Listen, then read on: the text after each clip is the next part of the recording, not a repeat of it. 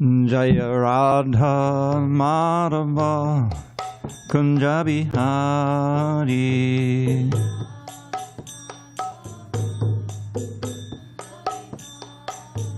Jaya Radha Madhava Kunja Bihari.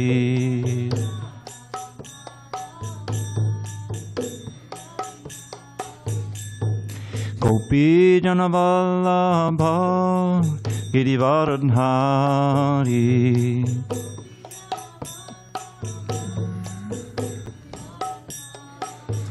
Jaya Gopi Janavallabha Girivaradhari.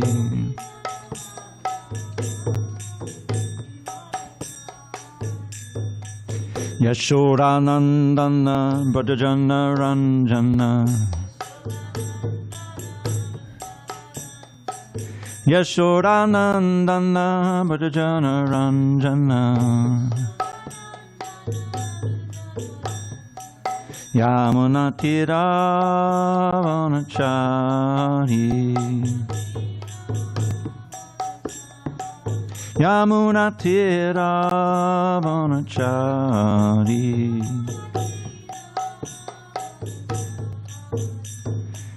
Hare Krishna, Hare Krishna, Krishna Krishna, Hare Hare, Hare Rama, Hare Rama, Rama Rama, Hare Hare.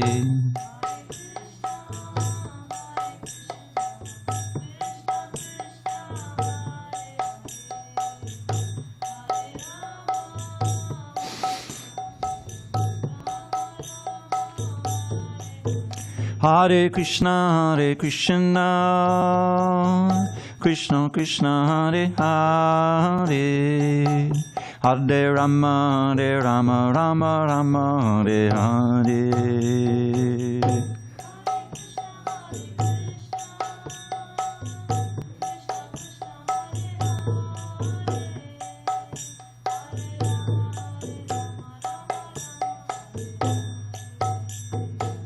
Hare Krishna, Hare Krishna, Krishna Krishna, Hare Hare, Hare Rama, Hare Rama, Rama Rama, Hare Hare.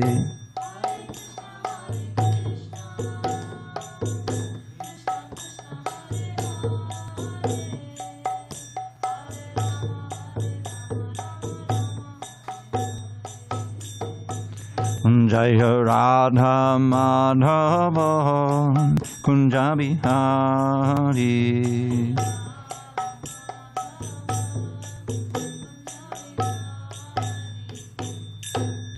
Jaya Om Vishnupad Paramahansa Parvajikacharya Ashtotar to the Srimad, His Divine Grace Srila A.C. Bhaktivedanta Swami Prabhupada Ki Jai.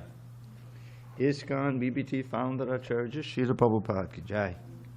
Jayom Vishnupad Paramahansa Parvajikacharya Ashtotar to the Srimad, His Divine Grace Srila Bhakti Siddhanta Saraswati Thakur Ki Jai.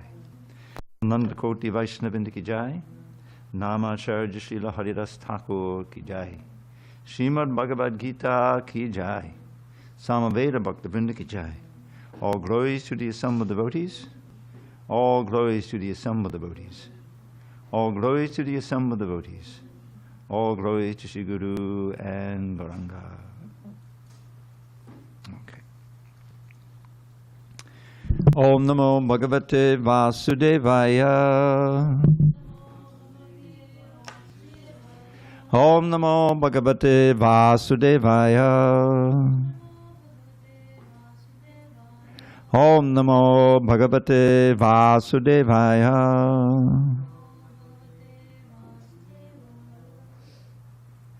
On this 27th day of January 2025 in San Diego, we're reading from Srimad Bhagavad Gita as it is. Translation and commentary by His Divine Grace A.C. Bhaktivedanta Swami Prabhupada. And we are in chapter 18, conclusion, the perfection of renunciation. Text number 48. Sahajam karma kaunteya sadosham apinat chajet sarvarambha hidoshena dhumenagnir ivavitaha sahajang karma kaunteya sadosham apinat chajet sarvarambha hidoshena dhumenagnir ivavitaha sahajang karma kaunteya sadosham apinat chajet sarvarambha hidoshena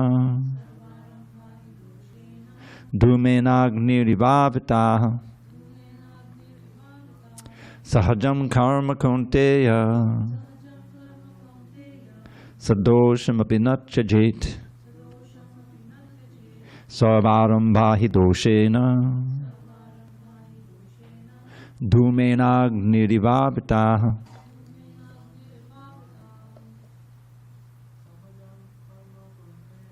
sahajam karma kaunteya sadosham apinat chajet sarvarambha hidoshena dhumenagnirivavitaha sahajam karma kaunteya sadosham apinat chajet sarvarambha hidoshena dhumenagnirivavitaha sahajam karma kaunteya sadosham apinat chajet sarvarambha hidoshena dhumenagnirivavitaha. Bhakta Chad. It's gone. Are you cold? Okay. All right, word by word. Sahajam, born simultaneously. Karma, work. Kaunteya, O son of Kunti. Sadosham, with fault. Api, although, na, never. Chajet, one should give up. Sarva arambhaha, all ventures. He, certainly. Doshena, with fault. Dhumena, with smoke. Agnihi, fire. Eva, as. Avitaha, covered.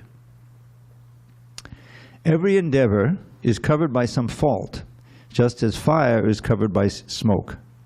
Therefore, one should not give up the work born of his nature, O son of Kunti, even if such work is full of fault. Purport. In conditioned life, all work is contaminated by the material modes of nature. Even if one is a Brahmin, he has to perform sacrifices in which animal killing is necessary. Similarly, a Kshatriya, however pious he may be, has to fight enemies. He cannot avoid it. Similarly, a merchant, however pious he may be, must sometimes hide his profit to stay in business, or he may sometimes have to do business on the black market. These things are necessary. One cannot avoid them. Similarly, even though a man is a Shudra serving a bad master, he has to carry out the order of the master, even though it should not be done. Despite these flaws, one should continue to carry out his prescribed duties, for they are born out of his own nature. A very nice example is given herein. Although fire is pure, still there is smoke. Yet smoke does not make the fire impure. Even though there is smoke in the fire, fire is still considered to be the purest of all elements. If one prefers to give up the work of a Kshatriya and take up the occupation of a Brahmana, he is not assured that in the occupation of a Brahmin there are no unpleasant duties. One may then conclude that in the material world, no one can be completely free from the contamination of material nature. The example of the fire and smoke is very appropriate in this connection. When in wintertime one takes a stone from the fire, sometimes smoke disturbs the eyes and other parts of the body, but still one must make use of the fire despite disturbing conditions. Similarly, one should not give up his natural occupation because there are some disturbing elements. Rather, one should be determined to serve the Supreme Lord by his occupational duty in Krishna consciousness. This is the perfectional point. When a particular type of occupation is performed for the satisfaction of the Supreme Lord, all the defects in that particular occupation are purified. When the results of work are purified, when connected with devotional service, one becomes perfect in seeing the self within, and that is self-realization. Om jnana timirandasya jnananjana shalakaya chakshur unmilitam mena tasmai shri gurave namaha. I was born in the darkest of ignorance, but my spiritual master Srila Prabhupada opened my eyes with the torchlight of knowledge. I offer my humble obeisances unto him and to all members of Sri Parampara. So we have two very good examples of this. One is in the instance of Arjuna himself. He, at the beginning of the book, in chapter 1, he was giving all these reasons why he shouldn't perform his constitutional duty as a Kshatriya, because he would be responsible for killing such worshipable persons as Bhishma Dev and Dronacharya on the other side. And not only that, but if he led the battle and he performed his duty as he's so expert in doing, thousands and even millions of the opponents would be killed, and also on his side. And what would happen then? They're all men fighting there, and they all have wives and children, and they would all be without husbands, and the women would be unprotected, and there would be chaos in society. He was foreseeing that. Those were two of his reasons. And yet, then after all of this argument in chapter 1 and part of chapter 2, he realized that he was in an untenable position. What is he going to do? He said, well, I'll just go off and beg. But he's not suited for that. He's not, that's against his dharma. And Krishna pointed out that your reputation will be ruined. People will think you just left the battlefield out of cowardice. And for one who is honored, dishonor is worse than death. So there's all Krishna was giving him, but these weren't transcendental arguments. These are the arguments that a charioteer would try to buck up his master on the chariot, even though Krishna is the ultimate master. They were Kshatriya talk. But then when Arjuna surrendered and really wanted to know, what is my real dharma here? Karpanya dosho pahata swadhama prichami tvam dharma samudacheta. That this miserly weakness that I've come over because of the fact there's so many people who I'm related to on the other side, and it's not a simple battle like all my other battles. It has stolen away my real nature. Karpanya dosho apahata swabhava. Swabhava is his nature as a Kshatriya. Just like I remember when I was a kid, various grades I would take aptitude tests. They weren't like a right or wrong test. They were a test to finding out, well, what is this person, what is this kid really good at, really, So, it was all, I was smarty pants, so to speak, and so I was always good at spelling and this and that, But it's the same idea, is that someone should be ideally situated in life in something that they're especially suited to.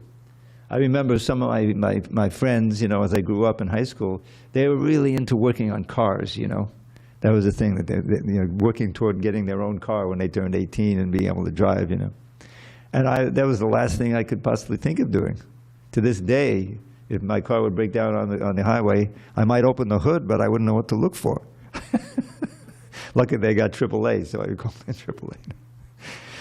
So this is the same idea, is that everyone has a certain field, and they're divided basically into four: the Brahman, Kshatriya, Vaishya, Shudra. So one should stick with his prescribed duty, even though there's some fault in it, because it's what you're naturally suited to do. That's the whole idea. So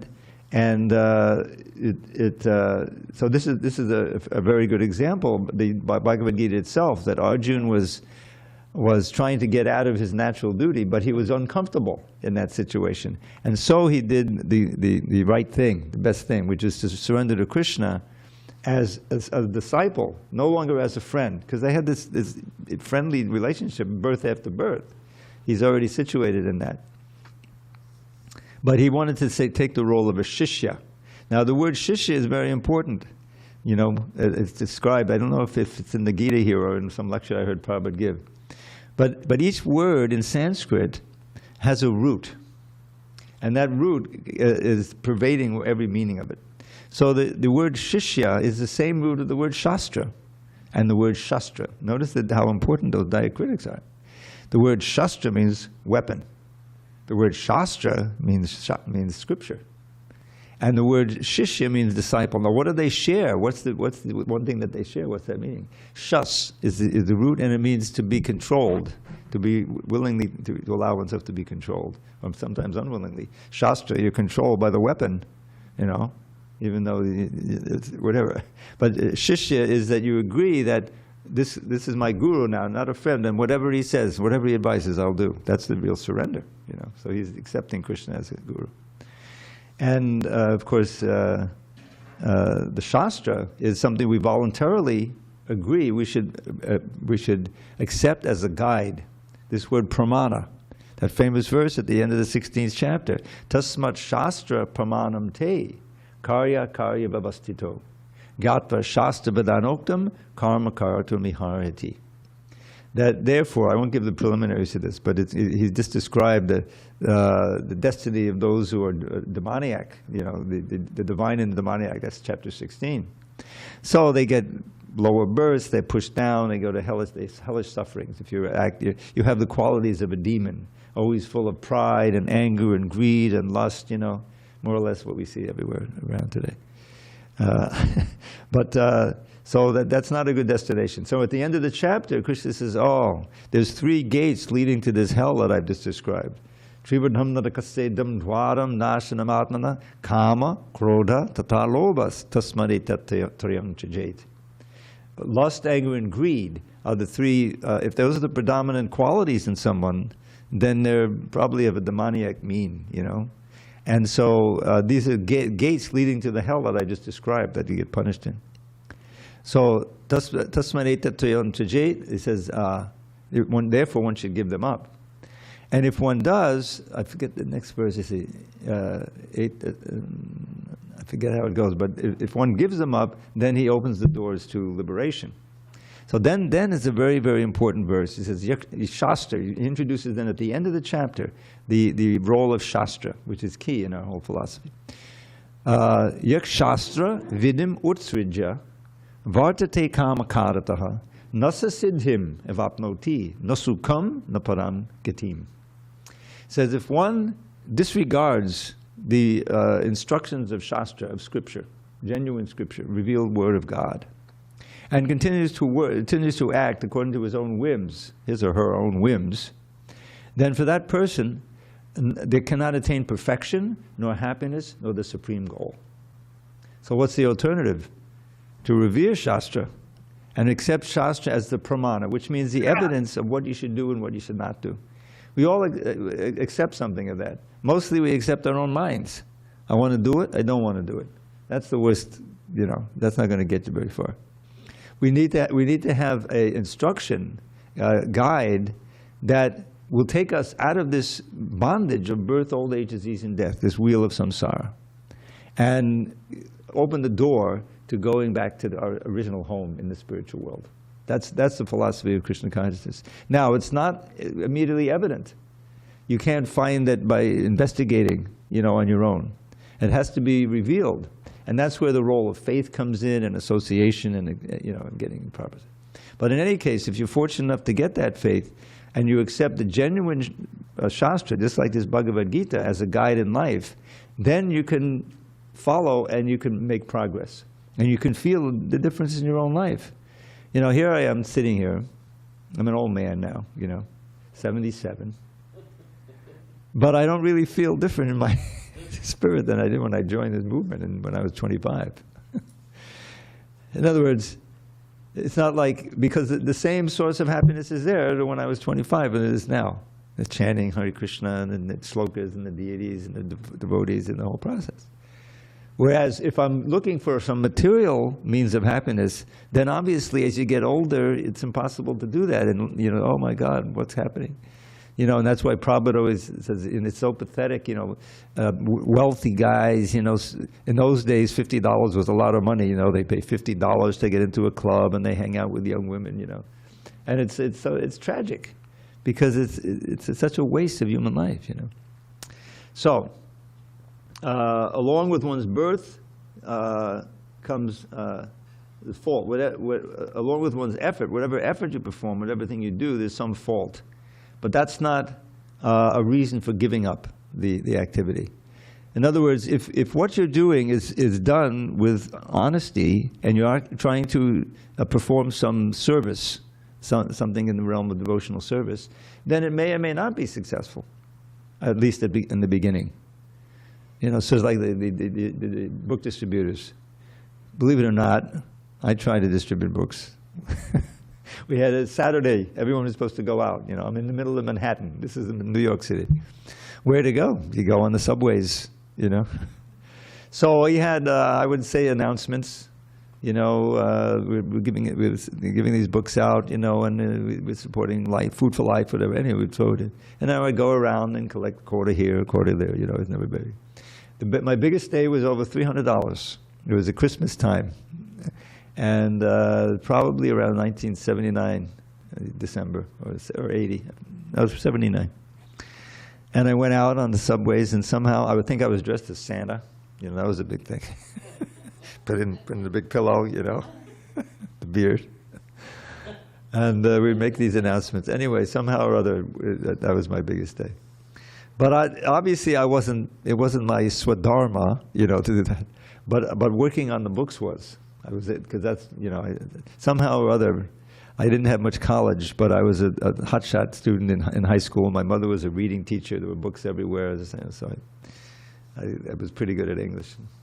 Anyway, so I've been really blessed to be able to do that service for all these years, and, you know, to contribute to the Sankirtan movement. So that's my little thing. So there's some fault covered there, but that should not induce one to give it up, you know, which is stick with one's duty. All right, any questions on this one? Yes, Prabhu. Srila Prabhupada mentioned in the purport that even if one is a Brahmana, he has to perform sacrifices in each animal killing. Even if one is a Brahmana, what? Even if one is a Brahmana, he has Yeah. to perform sacrifices in which animal killing is necessary. Yeah. So, does it?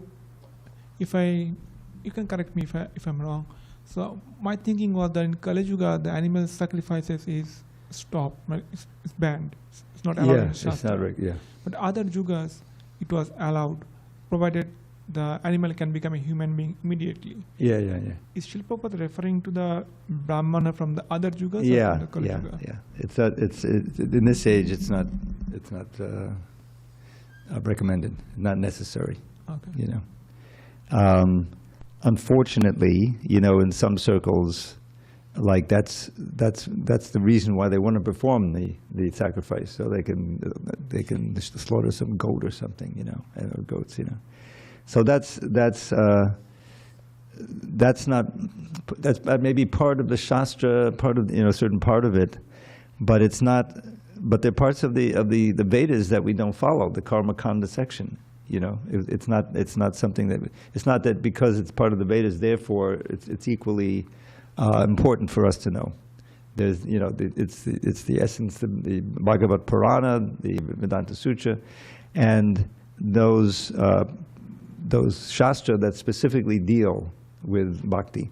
I mean, that's the whole point of the introductory chapters of the Bhagavatam. Describe how Vyasa, after writing all those other books, you know, which dealt with all these things, sacrifice and this, he was dissatisfied. He wasn't satisfied. And Narada Muni, his spiritual master, came and basically told him, yes, because you haven't written a book that wholly and solely deals with the supreme dharma, bhakti yoga, Krishna and his devotees and devotional service. You see, the essence of all the Vedic wisdom. And so he advised him, you meditate, you know, and meditate on Krishna, and you'll be enlightened and inspired in the proper way to write this book. And he did. There's some very nice verses in there, in the 7th chapter, I think, of the first canto, describing his meditation. Bhakti yoge namanasi samyak pranihite amale apashat purasambhuna mayam chanadapashriyam. He meditated on Krishna, and he also saw Maya behind Krishna, you know, as a servant. But by that maya, yeya sammohito jiva atmanam chigunapakam paropi manate nartam yatkipad chavipadjite. By that maya, the living entity is covered, sammohita, completely bewildered. Atmanam, and even though he's pure spirit, he identifies as the three gunas, trigunatmanam. Paropi manate nartam, and although he's transcendental intrinsically, he suffers the anarthas of having to deal with the modes of nature. So those anarthas, what does it say? I forget the Sanskrit, but he says, but those anarthas can be eliminated by the process of bhakti yoga. And therefore, Vyas wrote the Srimad Bhagavatam wholly and solely on the basis of bhakti, you see, of Krishna. This is how the Bhagavatam came to be. The whole first canto is really how the Bhagavatam came to be. And it starts again in the second canto. Have you ever wondered why that canto alone, along with the first canto, starts with Om Namo Bhagavate Vasudevaya? Because really that's where Shukadev, he's come on the scene, and now he's going to instruct Maharaj Pariksit. It's very dramatic. So we're, and the Bhagavad Gita is an essential introduction, basics of the thing that's expanded upon in the Bhagavatam. All right, let's go on. Asakta buddhi sarvatra jitatma vigataspraha naishkarmya siddhim padamam sannyasena adhigacchati. Now here we come back to the theme of the chapter, which is renunciation, the perfection of renunciation. One who is self-controlled and unattached and who disregards all material enjoyments can obtain, by practice of renunciation, the highest perfect stage of freedom from reaction. Purport. Real renunciation means that one should always think himself part and parcel of the Supreme Lord, and therefore think that he has no right to enjoy the result of his work. Since he is part and parcel of the Supreme Lord, the results of his work should be enjoyed by the Supreme Lord. This is actually Krishna consciousness. The person acting in Krishna consciousness is really a sannyasi, one in the renounced order of life. By such a mentality, one is satisfied because he is actually acting for the Supreme. Thus he is not attached to anything material. He becomes accustomed to not taking pleasure in anything beyond the transcendental happiness derived from the service of the Lord. A sannyasi is supposed to be free from the reactions of his past activities. But a person who is in Krishna consciousness automatically, now, it's one word on Prabhupada's use of language, because otherwise it can be very confusing. Prabhupada used this phrase, you have to always remember, this is his second language, it's English. Supposed to be means that as soon as you hear something that's supposed to be, it means, but he's really not, isn't it? You're supposed to be, learned, in English, but as far as I can tell, you can't write a complete sentence. That's the thing. That's not what Prabhupada means. Supposed to means they're said to be. You know what the word said to be? In other words, if you hear sannyasi, it says, oh, this is what the sannyasi is. So let's read it that way. Where was that say supposed to be? Where, say again? But where is that in the purport to 49? Oh, near the end. Okay. A sannyasi is said to be free from the reactions of his past activities. But a person who is in Krishna consciousness automatically attains this perfection without even accepting the so-called order of renunciation. So this is important.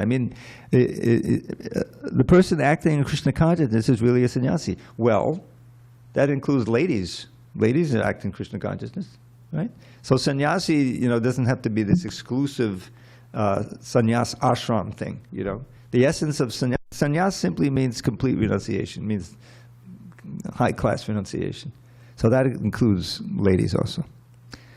But a person who is in Krishna consciousness automatically attains this perfection without even accepting the so-called order of renunciation.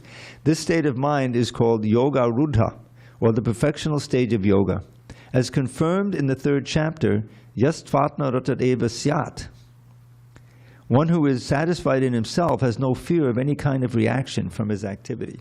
So this is an important point here. And that is that sannyas really becomes confirmed when those things that you're meant to be, detached from have no attraction for you. It's not that, because somebody, think of something in a situation where someone is an addict or they're an alcoholic, okay? And they have a good friend who's trying to save them, seeing that, So he says, all right, look, you're coming with me, We're going to AAA, not AAA, AA, Alcoholic Anonymous, sorry. And you sit with me, and get involved in that. You need to get out of this rut that you're in. He's got a good friend, which is what you need. And he may go there, and it may help him, and he gets. But if he doesn't get the higher taste, then he's always at risk of falling off the wagon, as we say, because he can't. That friend can't stay with you all the time, and in your life, you're free to, I'm just going to walk by the bar that I used to. I'm not going to go in, You do that 10 times, and then on the 11th time you see your old friend in there. I'm just going to say hello to him, You sit down and say, hey, come on, have a drink, You probably fall off the wagon, you see. So, but if one really gets the higher taste of Krishna consciousness, one of which tenets is no intoxication, obviously, then there's even the temptation, just the remembrance of it, says, no way, I don't want to go near that anymore, That's a bad man. That famous verse, which I won't quote, the Sanskrit, the Yamunacharya, he was a first-class devotee as a young man, really super intelligent, and there was a challenge from the king. He had this court pundit, who no one could defeat in argument. It was this whole thing. So Yamunacharya was brilliant, in argument, and so he said, well, I'm going to go in there and show them, So, and the king said, he was just like 15 years old, and everyone said, oh, there's no way, So the king said, okay, I don't know what his name was at first, if you can defeat my court pundit, I'll give you half the kingdom. He was pretty sure of himself, right? So Yamuna defeated him. I forget, it's very clever the way he did it. Gets half the kingdom. Now he's a young man with half the kingdom. Well, naturally, he enjoyed it to some extent at a certain point. But then, this is the way I heard the story, his old friends from the ashram, one of his old friends came to the court, to the kingdom. And Yamuna said, oh, Prabhu, nice to see you, give a big hug and everything. And so they was chit-chatting and, and taking a little, juice together, I guess. And then he said, let's take a walk. His friend said, let's take a walk. He has these extensive gardens and everything. Let's take a walk. And we'll recall the old times, in the ashram. So he started walking, and he started reminding him of all these nectar shlokas that they do back when, Yamuna tried, oh yeah, I know that one. And he just kept walking, walked right out of the kingdom. Did you ever hear this story? It's something like that, right? And he became Yamunacharya. In other words, he became the spiritual master of Ramanujacharya after that. And one of the verses that he composed, I don't know what work it is, it was his, Stotra Ratna maybe, is Yadavadi Mamacheta Krishna Padhada Vinde Namanama Nasadhaman Yunditam Rantum Asit Tadabadi Batanari Sangame Smayamane Babati Mukavikara Sustanishti Vanancha. I don't know if that gave the impression that I didn't want to actually spit. So he says, ever since I've been tasting the nectar, the pleasure, the extreme pleasure of serving Krishna's lotus feet at every moment, whenever some remembrance of my doings, in the harem, comes to mind, I just, twist my mouth and I spit at the thought. In other words, it's not like I'm tempted to go back to that. It's just a bad memory of things that I would do. And devotees can experience that. I remember things I did when I was 20 and so forth, I said, God, it's not like, oh, those were the good old days. No way, It's like, well, I'm glad I was saved from that. I'll tell you one story. You may have heard this before. Because the whole, that was the age. This is the mid-60s now we're talking about. Well, maybe at 68. But it was still the hippie era. It was famous for LSD and that whole thing, hallucinations, right? Hallucinatory drugs, they still had them going on. So I had never taken LSD. I was living in an apartment with a friend in the Lower East Side, 2 blocks from Tompkins Square Park, right in the middle of things. But this is 2 years after Prabhupada was there. And the devotees were still there, though. And so I'm sitting alone in the apartment. It's dusk, nighttime. And I have a couple of tabs of acid, that I should I take it or should I not take it, Should I take it? Maybe I should, And then I said, no, it's not a good idea. I know how, you need support and everything. It's my first time, it's not going to be a good idea. So I never took it. And I'm so happy that Krishna inspired me that way, Because we had an experience. I mean, I saw, so many people who took so much acid and they never became normal again, We had a fellow here who joined. This is when maybe in 89, 90, something like that. I've been here 35 years. And he had some experience as a devotee. He wanted to stay in the ashram, and he knew chanting and so forth. But he never really got free of the acid stuff. I remember him trying to walk around Tulsi and to water her, and it was just like an impossible thing. He couldn't stay. He'd blown his mind out. So that it's not just that it's not a temptation, it's a great relief to see how you got free of that, or you never really fell into something like that. So this is the basis of real sannyas. It's not like gritting your teeth all the time and staying away from the temptations. It's more like, oh, what a relief. No temptations anymore. Just like that famous verse, Chaktva turna mashesha mandala pati shading sada tuchavat. Bhutva dina ganeshako karunaya kopina kantashita. This describes the 6 Goswamis. And this verse especially focuses on those who gave up tremendous opulence. Rupa Goswami, Sanatana Goswami, and Raghunath Das. Raghunath was from this, like a billionaire family today, And he had a beautiful wife, chaste wife and everything. He was the heir to this kingdom, they Zamindars, they owned a lot of land, He was all set up. But he had gotten, attracted to Lord Chaitanya. He performed that chipped rice festival for Nityananda, and got the mercy of Nityananda. You'll soon be able to meet Lord Chaitanya. And so none of it really is attractive for him. He was just figuring, when can I get out of here? And then he actually lied to his spiritual master. And he said, I'm just going to pass in the river, and he just escaped. And for 8 or 10 or 12 days he walked in the forest because he knew that his father would send a posse after him to try to find him. He hardly ate anything, and finally surrendered to Lord Chaitanya in Jagannath Puri. It became Raghunath Das Goswami. And he was really the emblem of sannyas. He would always push the envelope to show renunciation. And he was the most wealthy.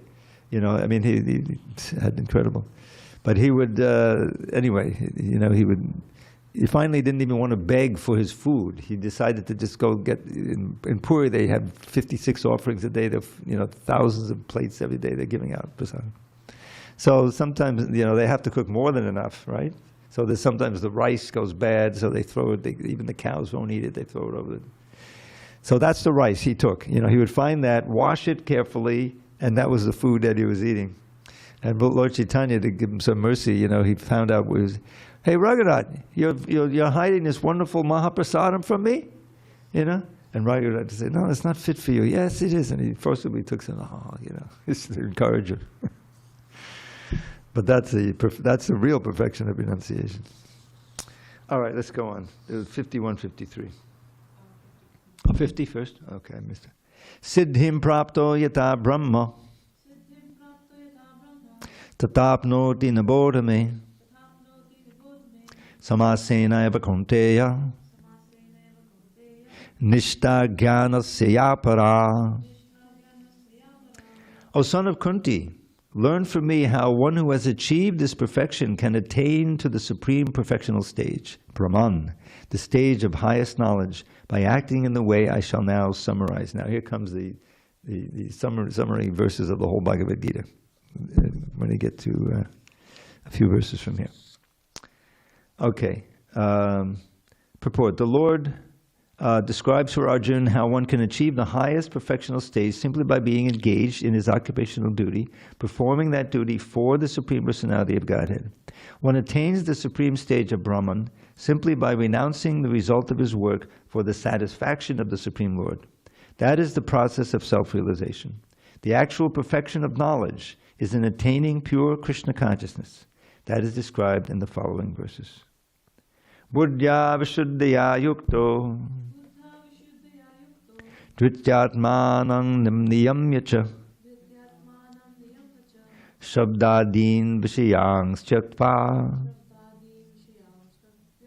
Ragadvesha vyudasya Vivikta sevi lugvashi Yatabakaya manasaha Dhyana yoga pado nityam Vairagyam samapashritaha Ahankaram balam darpam Kamam krodham parigraham Vimuchyane mama shanto brahma-bhūyaya kalpate. Being purified by his intelligence and controlling the mind with determination, giving up the objects of sense gratification, being freed from attachment and hatred. One who lives in a secluded place, who eats little, who controls his body, mind, and power of speech, who is always in trance and who is detached, free from false ego, false strength, false pride, lust, anger, and acceptance of material things, free from false proprietorship and peaceful. Such a person is certainly elevated to the position of self-realization. Purport. When one is purified by intelligence, he keeps himself in the mode of goodness. Thus one becomes the controller of the mind and is always in trance. He is not attached to the objects of sense gratification, and he is free from attachment and hatred in his activities. Such a detached person naturally prefers to live in a secluded place. He does not eat more than what he requires, and he controls the activities of his body and mind. He has no false ego because he does not accept the body as himself, nor has he a desire to make the body fat and strong by accepting so many material things. Because he has no bodily concept of life, he is not falsely proud. He is satisfied with everything that is offered to him by the grace of the Lord, and he is never angry in the absence of sense gratification. Nor does he endeavor to acquire sense objects.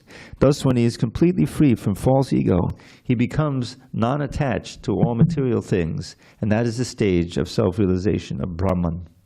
That stage is called the brahma-bhūta stage. When one is free from the material conception of life, he becomes peaceful and cannot be agitated. This is described in Bhagavad Gita 270. Apuyamanam achalapatishtam samudramapa pravishanti yadvat tadvat kamayam pravishanti sarve sashanti mapnoti nakamakani.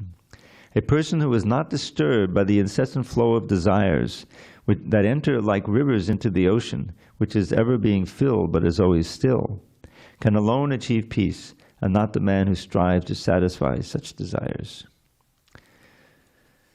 So, the incessant flow of desires.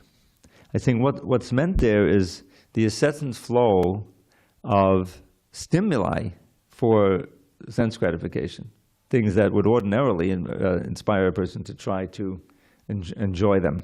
You see, those are going to be coming anyway. You know, but if one is so Krishna conscious, basically what would be described here, that those stimuli may come in, those temptations that would ordinarily tempt someone to act in sense gratification, may come in, but they don't have the result. There's no fertile ground for them to grow in, because at every moment one is enjoying, remembering Krishna and serving Krishna and hearing and chanting and so forth, and that serves as a block of the temptations. So the ordinary thing that happens with a materialist, where you're surrounded by these inducements for pleasure, and by engaging in some of them, then you become habituated and you become completely entangled in the modes of nature, is not there for someone on this brahma-bhūta platform, and that will be described in the next verse, actually. But that's not the end of it. We go on with bhakti, you see. It goes on. Yes, go ahead. Prabhu, it's mentioned that one who lives in a secluded place, who eats little, who controls his body, mind, and power of his speech, who is always in trance, who is detached free from false ego. But here in our movement, many of us living in the big cities, and many of our Srila Prabhupada disciples, including you, are doing very nice. So they're living in a secluded place. You're not living in a secluded place. Yeah, and again, it Neither am says I. that one who eats very little, but we have so many festivals. Yes. And then one who controls body, mind, power of his speech. I think that's very easy because we are always speaking, glorifying Krishna only, nothing else. Yeah. But who is always in trance, but we are not sleeping. We are always serving Krishna. Yeah, yeah. Well, we have to work toward it. How to be, I mean, being freed from attachment, who lives in a secluded place. So Prabhupada, when he came to America, was he living in a secluded place? He wasn't living in a secluded place. The purpose of living in a secluded place is to diminish your distractions. You know, it's almost like a yoga thing of going to the Himalayas or something like that. You know, but one who lives in a temple or lives in a devotional environment within a big city. Prabhupada says elsewhere, I forget where it is, that this is equivalent to living in a secluded place. You're secluded from, you build up your spiritual strength such that the ordinary distractions and things that come from living in a busy city cannot distract you. Just like Prabhupada, you know, when he came, I mean, he's living in Manhattan, you know, which is about the most last place you call a secluded place. And in order to sustain himself, he had to go out with his books. Those are what he had. You know, that was what he had of real value. There was some demand for it. So he would go to Broadway, in Upper Broadway in Times Square, you know, before it was turned into like Disneyland. I mean, it was a whole thing. But it was how can I say it? The pornographic movies here and there, you know, and all the things. And Prabhupada was just looking for bookstores somewhere where he can maybe sell some books on consignment, you know. But he wasn't at all distracted by the hurly-burly of Manhattan. He was completely fixed in devotional service. So that's it's not the same as living in a secluded place, because Prabhupada was already beyond this stage of brahma-bhūta. In the next stage, you know, in the brahma-bhūta, then in mad-bhaktim labhate param, pure devotion, one attains pure devotion to me. And in that stage, whether you're in the middle of the city or in the Himalayas, you're not going to be distracted. You'll see Krishna everywhere, even in the middle of the big city. So that's it. But this is a preliminary period in order to get up to the stage of pure devotion. And it may help to live in a secluded place, or in an ashram, or in an environment that you create in your apartment, where it is, where the pictures on the wall, the music that's playing, the food that you're cooking, and everything all reminds you of Krishna. It's a sattvic place that can be a place. Admittedly, it's not as ideal as living in Mayapur, you know, but we're preaching, you know, when you're creating this thing. So that's you know. I wouldn't worry about it. All right, we have time for one more. And it's a very important verse. We may do this verse again tomorrow. Brahma-bhūta prasannatma nashochati nakankshati samak sarveshu bhuteshu mad-bhaktim labhate param. One who is thus transcendentally situated at once realizes Supreme Brahman and becomes fully joyful. He never laments or desires to have anything. He is equally disposed toward every living entity. In that state, he attains pure devotional service unto me. Purport. To the impersonalist, achieving the brahma-bhūta stage, becoming one with the Absolute, is the last word. But for the personalist or pure devotee, one has to go still further to become engaged in pure devotional service. This means that one who is engaged in pure devotional service to the Supreme Lord is already in a state of liberation, called brahma-bhūta, oneness with the Absolute. Without being one with the Supreme, the Absolute, one cannot render service unto Him. In the Absolute conception, there is no difference between the served and the servitor, yet the distinction is there in a higher spiritual sense. In the material concept of life, when one works for sense gratification, there is misery. But in the Absolute world, when one is engaged in pure devotional service, there is no misery. The devotee in Krishna consciousness has nothing for which to lament or desire. Since God is full, a living entity who is engaged in God's service in Krishna consciousness becomes also full in himself. He is just like a river cleansed of all dirty water. Because a pure devotee has no thought other than Krishna, he is naturally always joyful. He does not lament for any material loss or aspire for gain, because he is full in the service of the Lord. He has no desire for material enjoyment, because he knows that every living entity is a fragmental part and parcel of the Supreme Lord, and therefore eternally a servant. He does not see in the material world someone as higher and someone as lower. Higher and lower positions are ephemeral, and a devotee has nothing to do with ephemeral appearances or disappearances. For him, stone and gold are of equal value. This is the brahma-bhūta stage, and this stage is attained very easily by the pure devotee. In that stage of existence, the idea of becoming one with the Supreme Brahman and annihilating one's individuality becomes hellish. The idea of attaining the heavenly kingdom becomes a phantasmagoria, and the senses are like serpents whose poisoned teeth are broken. As there is no fear of a serpent with broken teeth, there is no fear from the senses when they are automatically controlled. The world is miserable for the materially infected person, but for a devotee, the entire world is as good as Vaikuntha, or the spiritual sky. The highest personality in this material universe is no more significant than an ant for a devotee. Such a stage can be achieved by the mercy of Lord Chaitanya, who preached pure devotional service in this age. Now, the Prabhupada is quoting a verse here, a famous verse. Kaivalyam narakayate chidashapura akasha pushpayade durantendriya kala sarva patali protkata dangstrayate vishwam purna sukhayate vidimahendradishtakitayate yat karunya kataksa vaibhavatam tam gaurame. This is a verse in the Chaitanya Chandramrita that Prabhupada Saraswati Thakur, the uncle of Raghunath Bhatta Goswami. And wonderful book. I made a recording of it if you're interested. So this verse is often quoted. For one who has been empowered by the merciful sidelong glance of Lord Chaitanya, here are the results. It's Karunya Kataksha, sidelong merciful glance. So this is Kaivalyam Narakayate. Merging in oneness, that's Kaivalya. Merging into the Lord's body or the Supreme Brahman is like going to hell, because there's no bhakti. Tridashapur Akasha Pushpayade, the 30 million heavenly planets, with all their wonderful, opulences, are just like sky flowers. Might as well be it's imagination. Who cares, right? Then Durdantendriya Kalasarva, the difficult to control senses, which are like serpents who can bite you by dragging your consciousness away to sense gratification. They have their like the serpents with the fangs removed. You got the senses, but they're all being used for Krishna.